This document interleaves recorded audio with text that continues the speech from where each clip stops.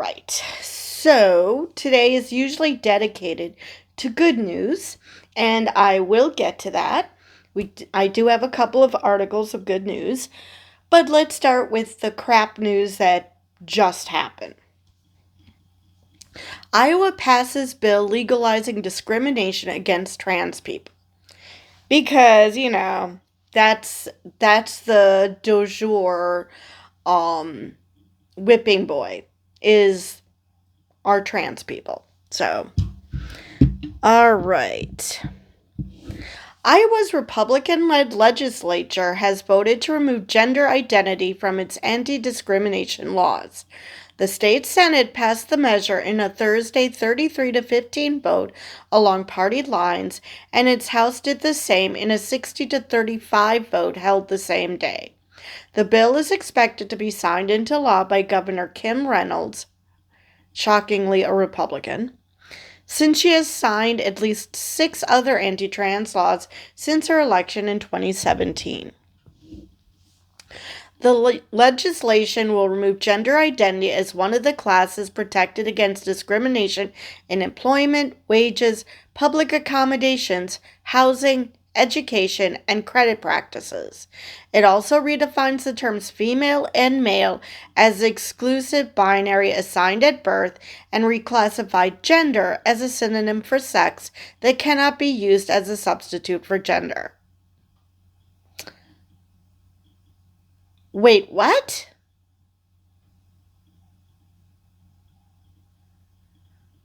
Okay, that made no sense. All right. All right. Well, first off, I've mentioned many times before that there's no such thing as just female and male. I mean, most people are. That's true. But there are plenty of people who aren't that.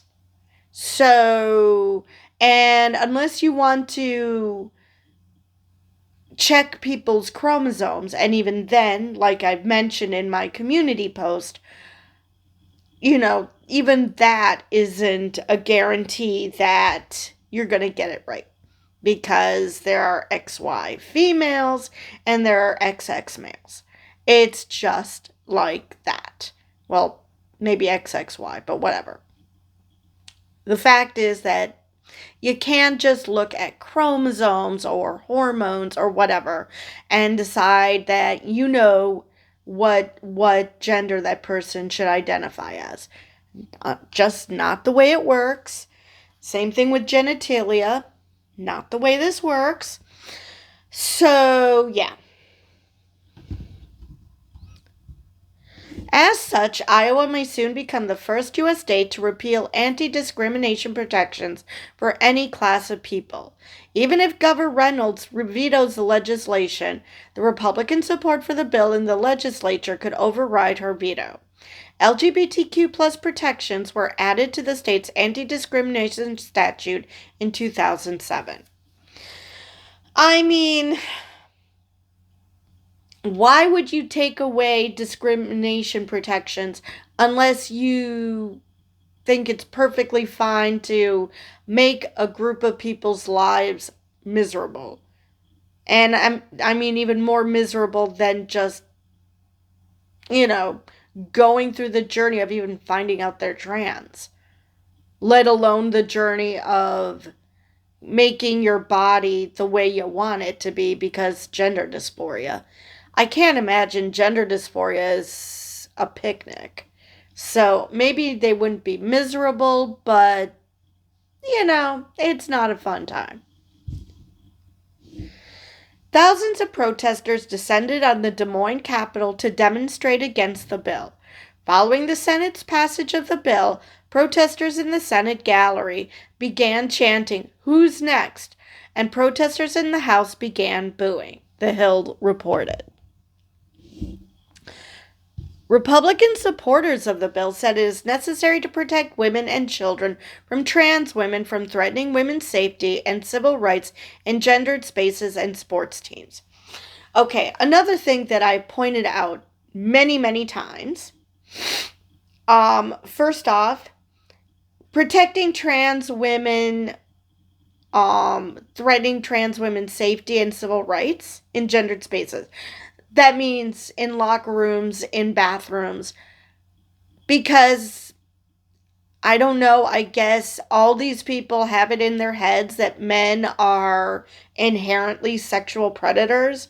So, males, I should say, are inherently sexual predators. So, if you happen to have a penis, you must obviously want to stick it in a vagina. I mean, first off, gay men exist, so no. Secondly, most trans women are, like most cis women, straight. So, again, not interested in women. So, where is the safety issue? And children, how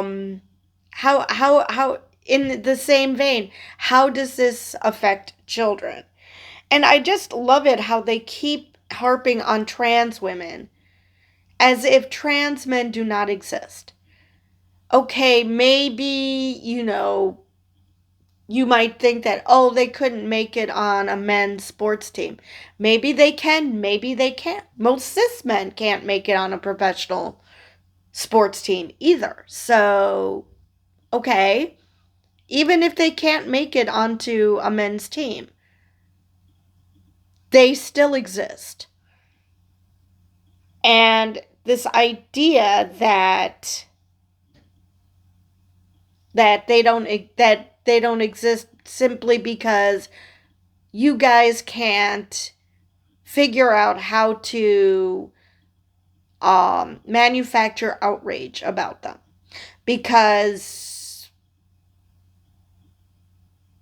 there isn't inherent about women pretending to be men that the right can latch onto and convince people that's scary. So they have to, or maybe they generally don't realize that trans men exist. They probably just think that all trans people, all that they want to do is trick women into letting them close, letting them into their spaces, and then attacking them. So maybe, I mean, it could be a choice to ignore, or they could genuinely, they're so caught up in this all males, all people with a penis happen to be, if they aren't sexual predators yet, just want to be. They just want an excuse to be. That they think that's so deep in their bones that it never even occurs to them that trans men exist. That's also a possibility. I told you the story that I read of a trans man who went to a wedding, and I think it was the groom's sister who tossed a shit fit over him being in the women's bathroom. Why was he in the women's bathroom? Because as a trans man, he understands that, there are laws that say he has to use the bathroom of the sex he was assigned at birth.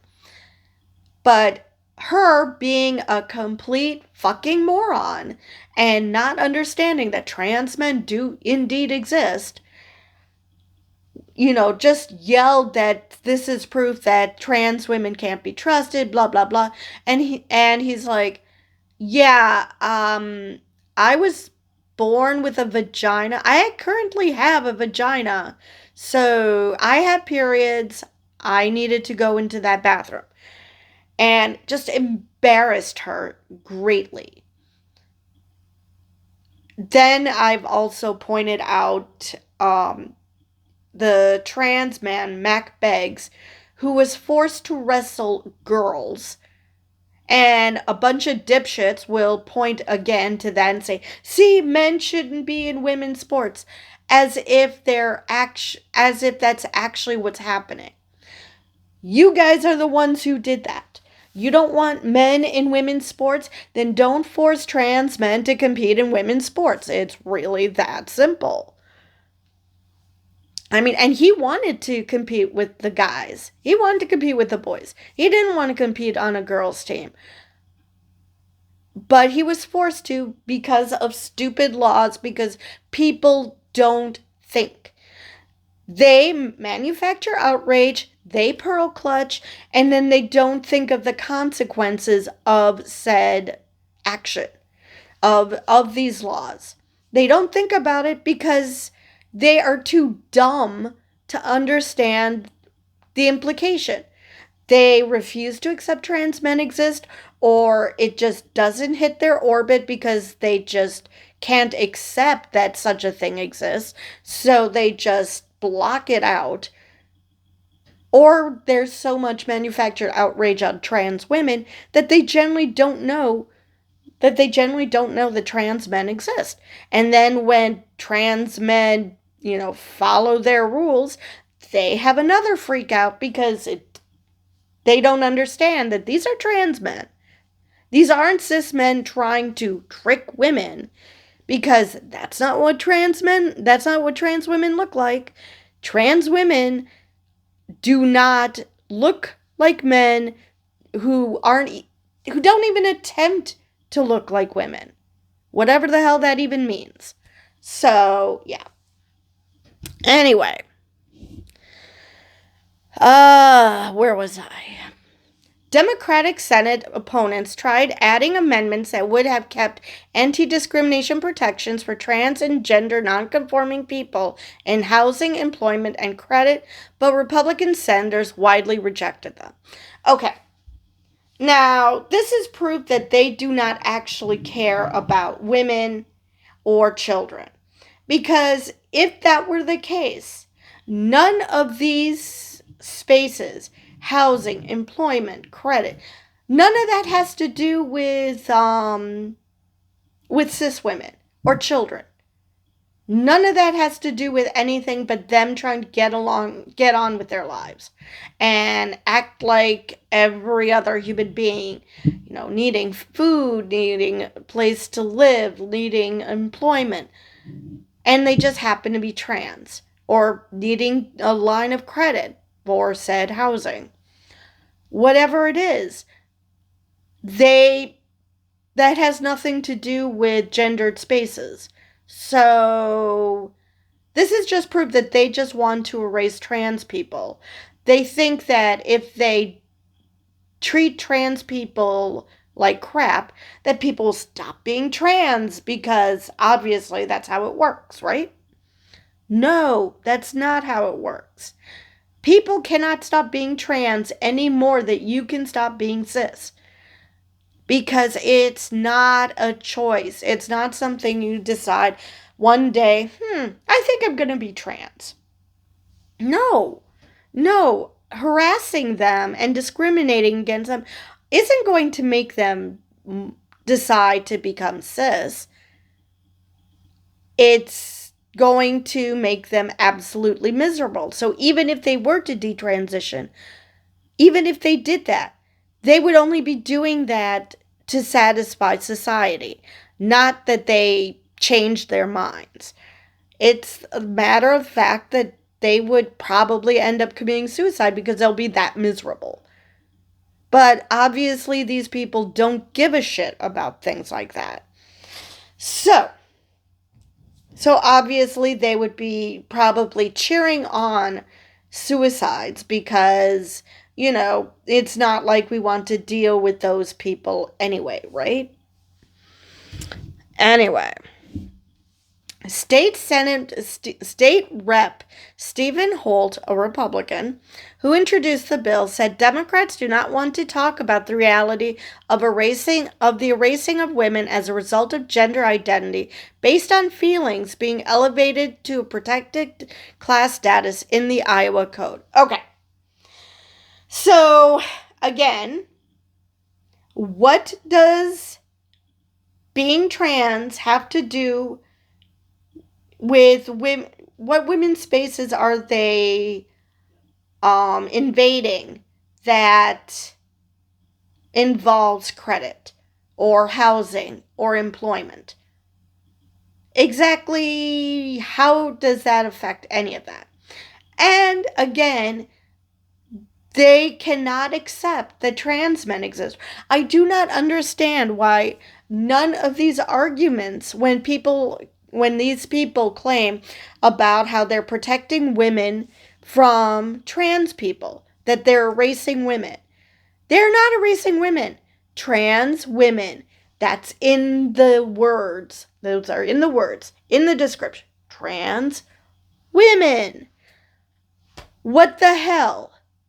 Are you confusing trans women and trans men? Do you not know the difference? But I really wish somebody, when they bring up, okay, but what about trans men? You keep saying that this is to protect women from trans women.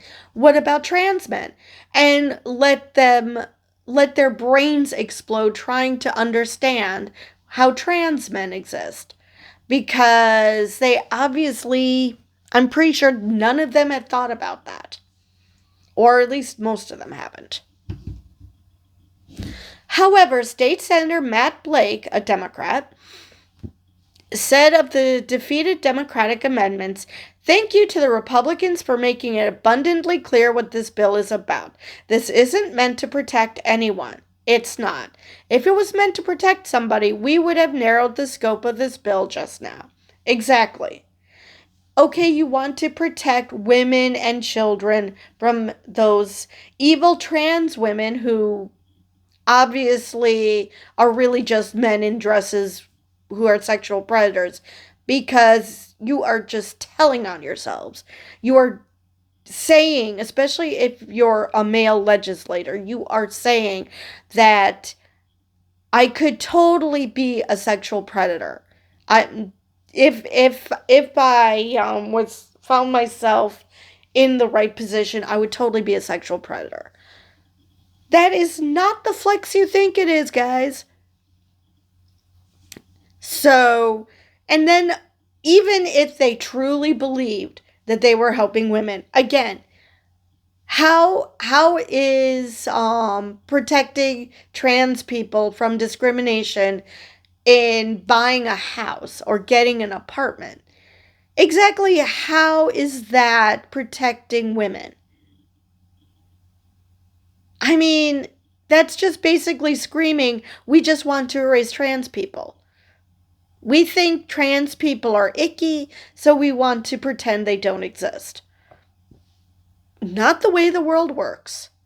I think mega are icky.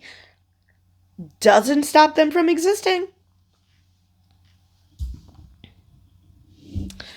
When asked if he was surprised to hear that a majority of trans people face discrimination in numerous areas of public life, State Senator Jason Schultz, a Republican, the bill's primary Senate sponsor, responded, "I don't know. I never thought about it."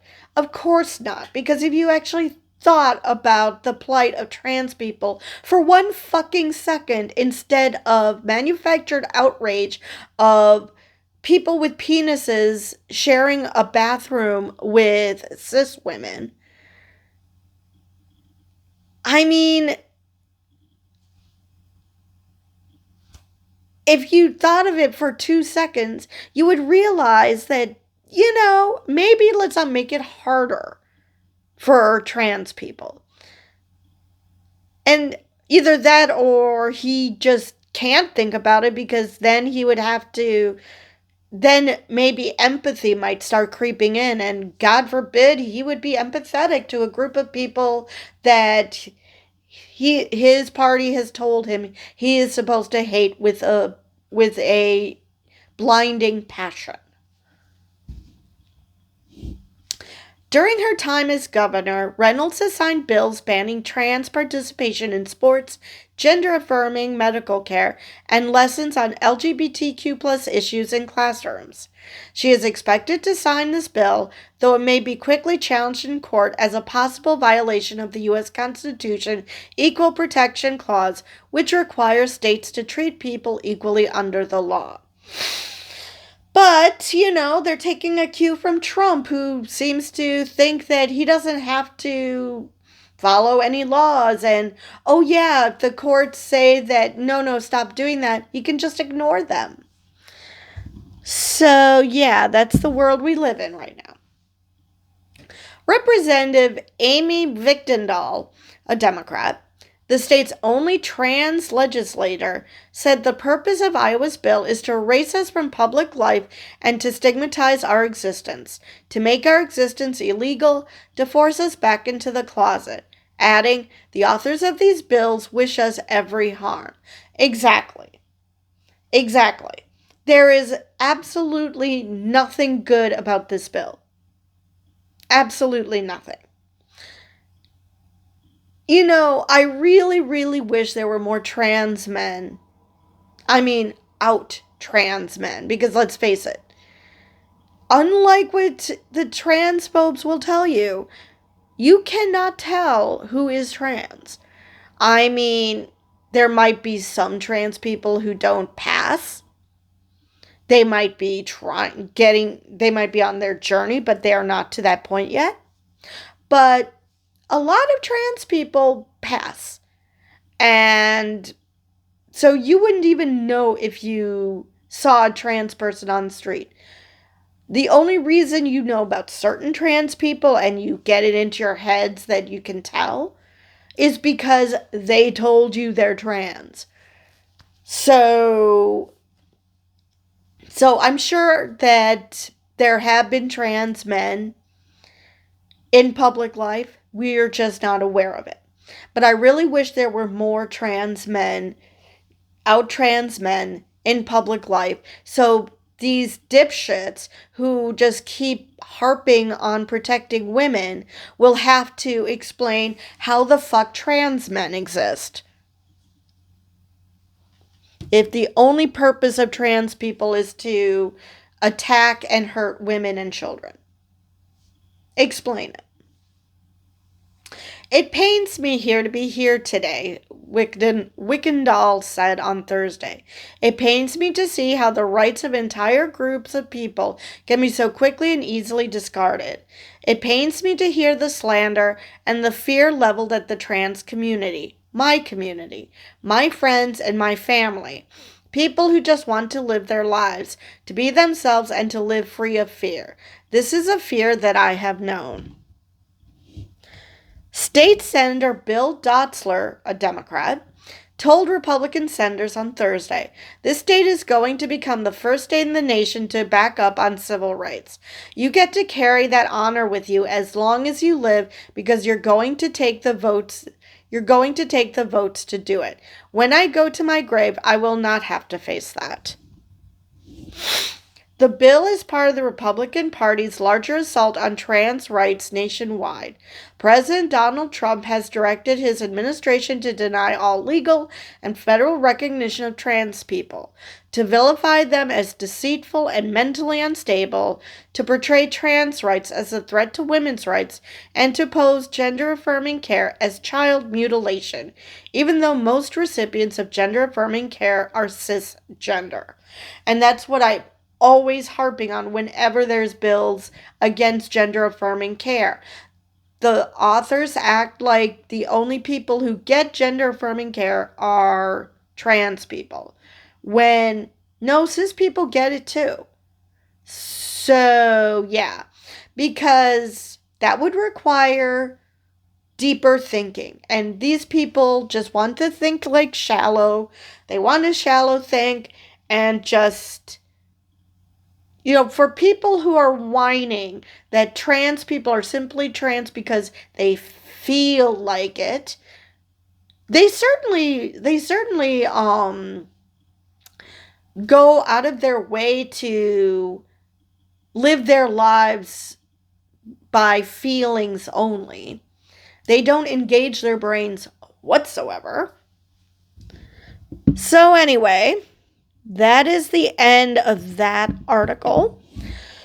So, I just spent about almost half an hour talking about how Iowa is not trying to, but shitting on trans people even more than they've already been shat on. But, so let's go to something much more happy.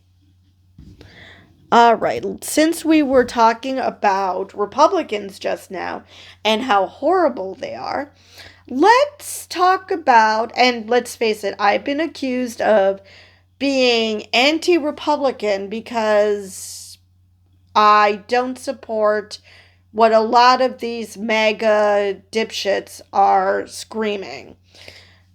Completely ignoring that I'm well aware that not all Republicans are hateful, horrible people. So,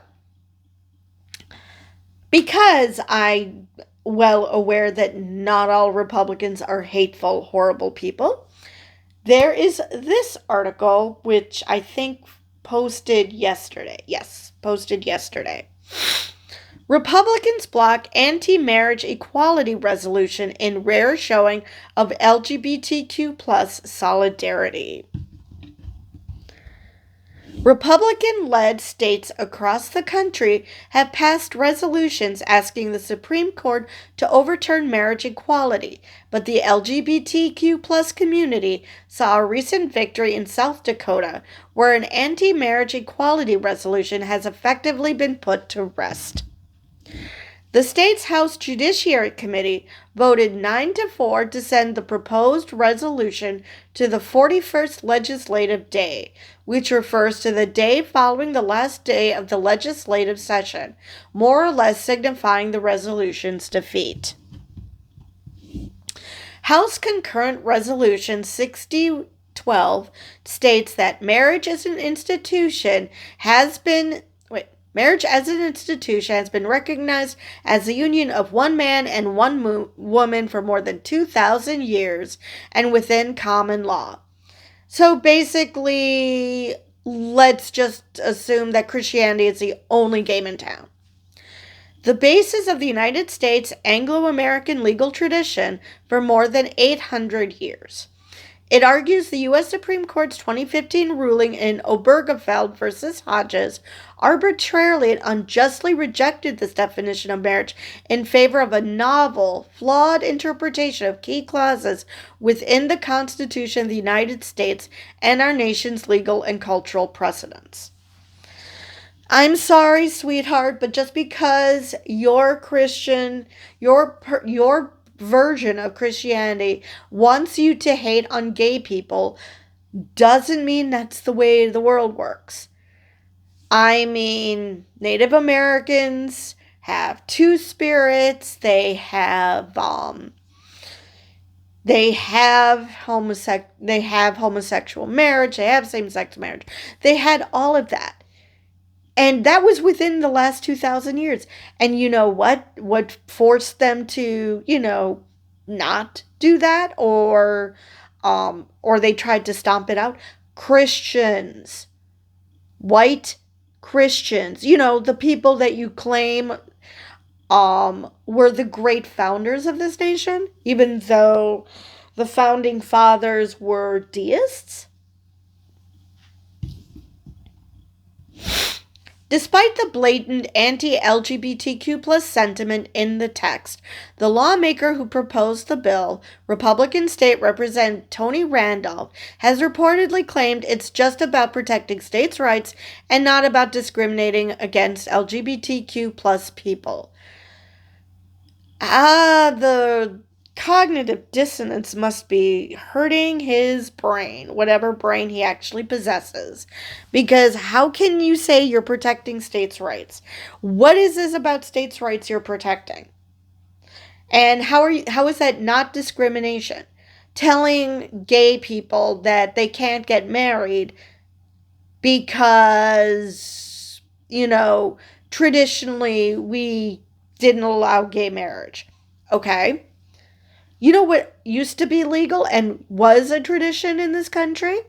Slavery. I would love to know your views on that. Of course, the way things are going, it's possible that this dipshit is in favor of slaves. I wouldn't be surprised.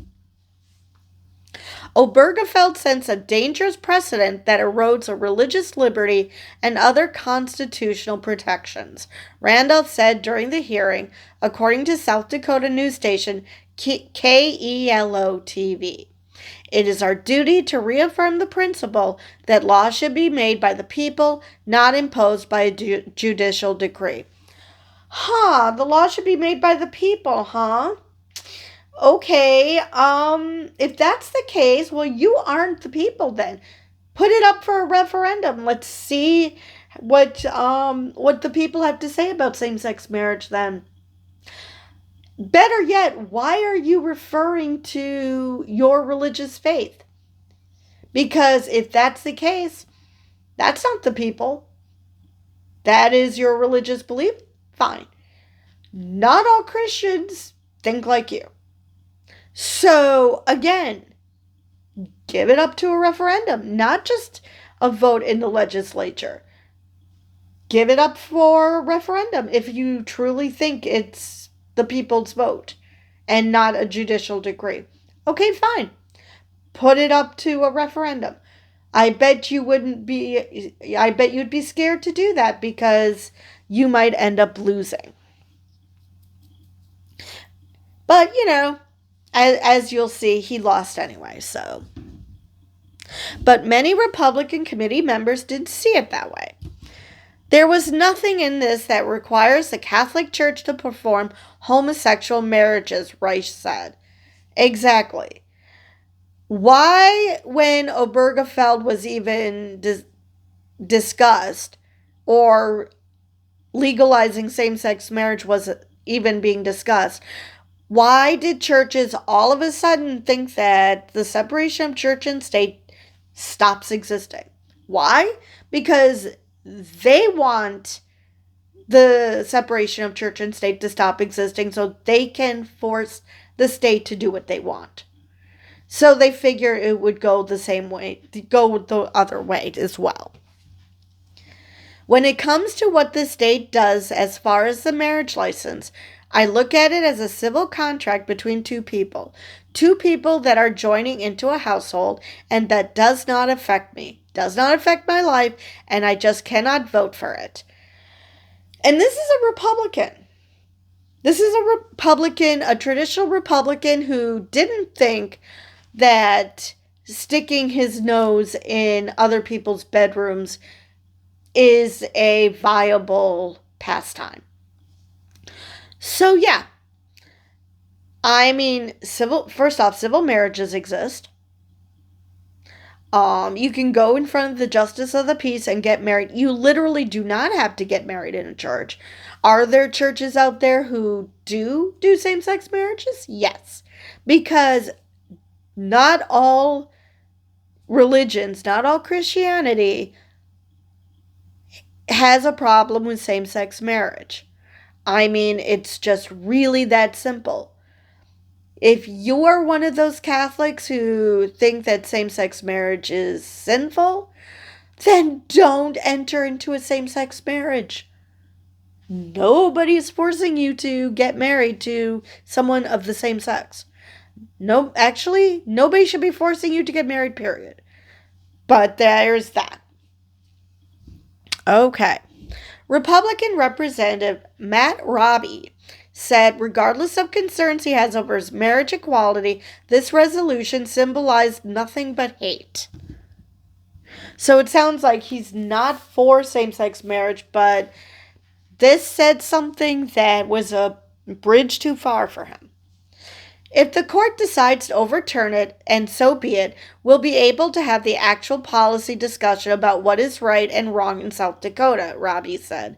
This resolution, it simply provides the message to these people in South Dakota that they are second-class citizens, and because of the bad messaging, I am going to oppose this. well, maybe he isn't against same-sex marriage, because so I'm not exactly sure what he thinks he's for. I'm unsure. Because if he was against same-sex marriage, he would have no problem with this bill. But yet he implied that he's not. He doesn't think marriage equality should be a thing. So I'm very confused. The resolution is part of a new trend in which Republican led states are upping their efforts to overturn marriage equality. In 4 other states, Idaho, Michigan, Montana, and North Dakota, Republican lawmakers have introduced resolutions calling for the Supreme Court to overturn Obergefell. Those measures have been passed by at least one chamber of the state legislature in Idaho and North Dakota. And of course, Gretchen Whitmer in Michigan said, oh, hell no. In 4 other states, Missouri, Oklahoma, Tennessee, and Texas, Republican legislatures have introduced bills to privilege heterosexual marriages, with some of the states referring to a new institution called covenant marriage. Yeah, that doesn't scream Christianity at all. Which would be limited to heterosexual couples. Okay, not all people who get married are Christian. And not all Christians get married in a church for whatever reason. Whether they are in a mixed religious household, whatever the case, not everybody gets married in a church, and not all people get married are Christian. So the covenant marriage is definitely Christian language. How is this not religious discrimination? The point there, according to the sponsor of one such bill in Oklahoma, is to create inequality in marriage rights and to invite a legal challenge that could be taken to the Supreme Court to overturn Obergefell. And I honestly don't know what the Supreme Court would do. I really don't. 2 justices on the Supreme Court have openly stated that they want to overturn Obergefell, and the court has moved to the right since 2015. Justices Ruth Bader Ginsburg, Anthony Kennedy, and Stephen Breyer were all in the Obergefell majority, but all 3 have either retired or passed away in the last 10 years. Only one was replaced by a Democratic president. It is not clear if there are the 5 votes needed to protect marriage equality on the court if it were to take up a test case. And yeah, like I said, I'm worried about the Supreme Court. I mean, maybe they'll shock us. And maybe, the conservatives will, if not all of them, we already have 2 who obviously will not, who will vote to overturn Obergefell. But, they would need, they would need 2 more. Let's see, hold on. I can math. I really can. Okay, so there's 9 justices. We have 2. So, and there's 3 on the other side. I mean, we know that the liberals are going to vote to keep Obergefell because, they actually possess empathy. So that leaves 4 conservative justices. So maybe the majority of them would vote to uphold Obergefell. I don't know. I really don't know their positions on gay people. It's possible that Amy Coney Barrett is a good little Stepford wife and a good little handmaid and would side with overturning Obergefell. Or she might actually be starting to come around to, possessing empathy for people, and maybe she will side with the liberals. So yeah, it's Yeah, that concerns me, but for the moment it's good to see that not all Republicans have drunk the Donald Trump Kool-Aid and are just going to mindlessly hate the same thing that the majority of the Republicans in power seem to hate. Even if there is a little it's more of a how the bill was worded rather than the concept. I mean, that's still a win because that means that their brains are still functioning and they are still able to grasp nuance, which a lot of these Republicans can't seem to grasp. But, still a win. So we'll see what happens with that. Now, I have another good news story, and this is a very heartwarming story. And this combines the two of the big boogeymen that Republicans have: migrants and gays. So, let's just get to the article. Two brave migrants risked their safety to stop a gay bashing.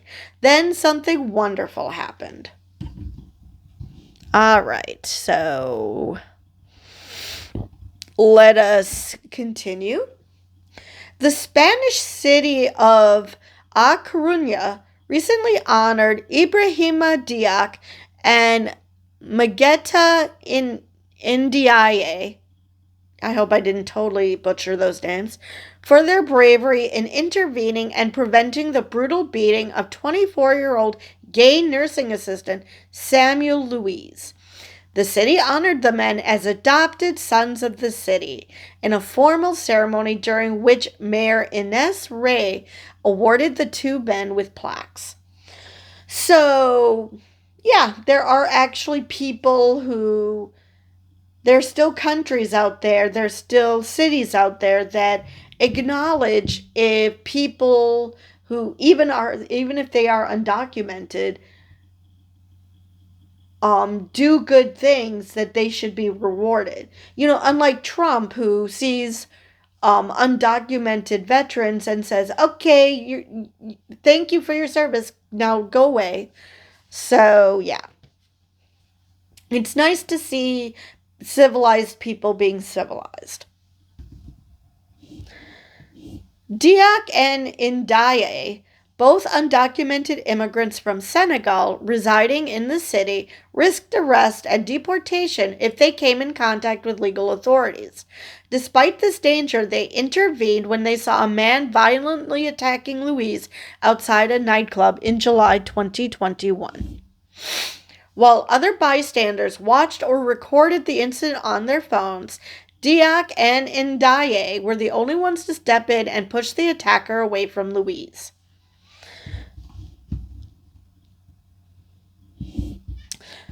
Unfortunately, the attacker returned 5 minutes later with 12 others and launched a savage assault that resulted in Louise's death.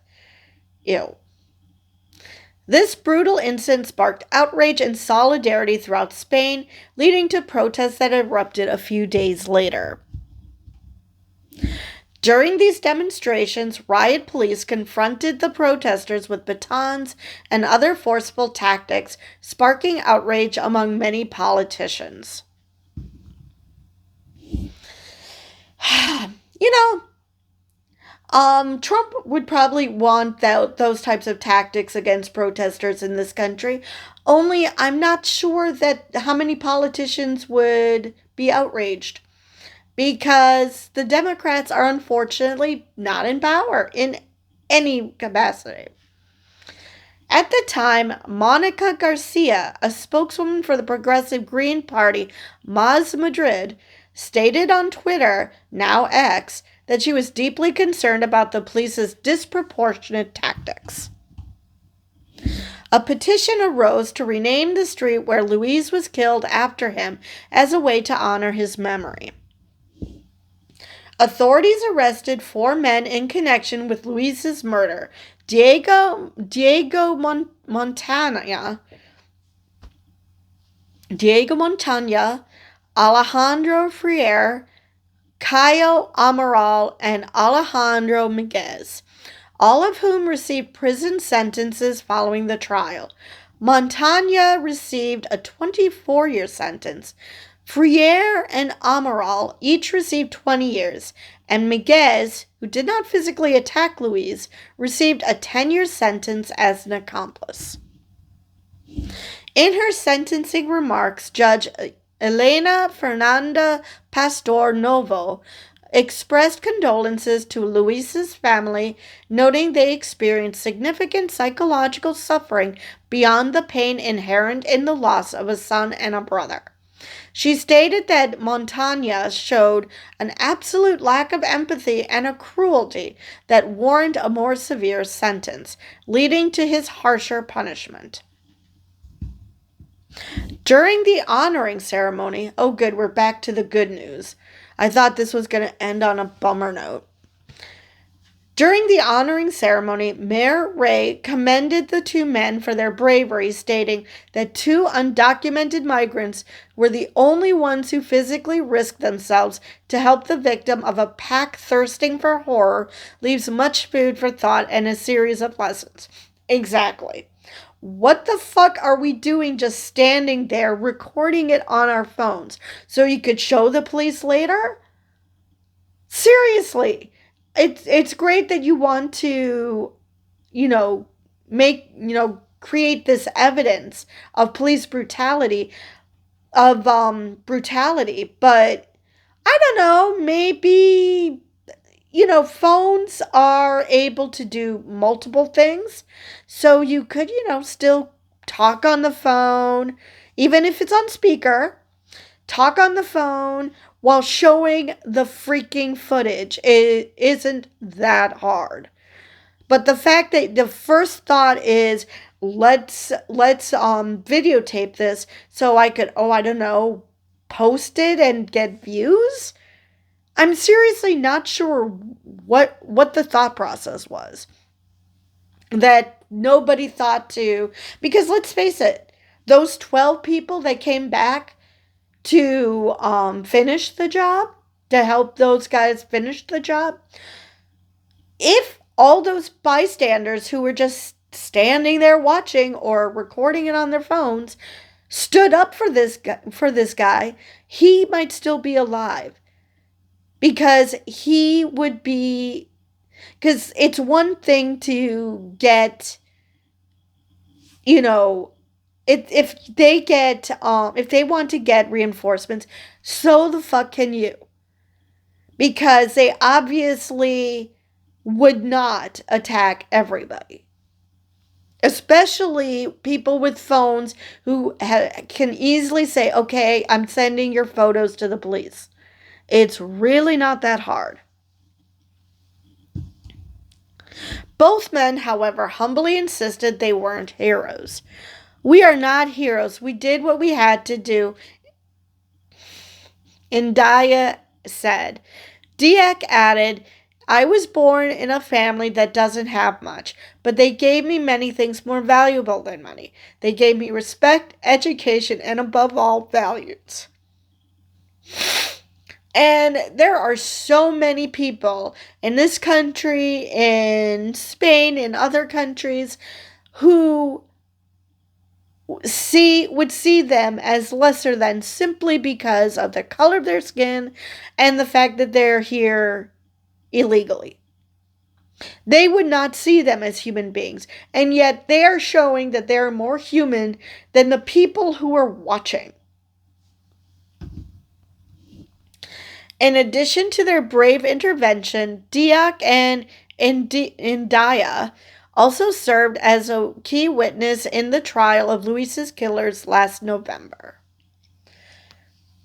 All right. So, that is the last of the articles.